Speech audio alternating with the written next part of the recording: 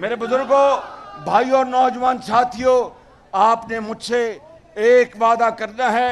कि 21 अक्टूबर को मीनारे पाकिस्तान में आपने नवाज शरीफ का तारीख का सबसे बड़ा आपने इस्तकबाल करके साबित करना है कि नवाज शरीफ तुमसे जुल्म किया गया, तुमसे ज्यादती की गई, मगर पाकिस्तान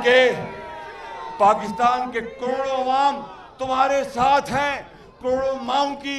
दुआएं तुम्हारे साथ हैं। मेरे बुजुर्गों, नवाज शरीफ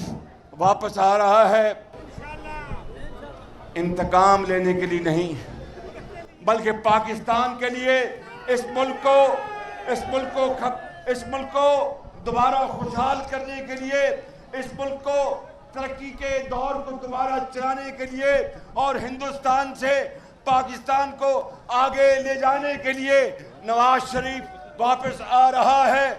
जिन किरदारों ने नवाज शरीफ के साथ जुल्म और ज्यादती की वो आपको अच्छी तरह इल्म है, लेकिन फैसला ये करना है कि आके इंतकाम लेना है कि यतीमों और गरीबों की उनकी खिदमत करनी है, बुजुर्गों की खत्म करनी है।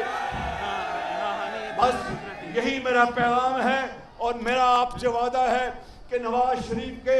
छोटे भाई की तरह, उसके वर्ग की तरह मैं नवाज शरीफ के साथ अपनी जान लड़ाऊंगा और पाकिस्तान के लिए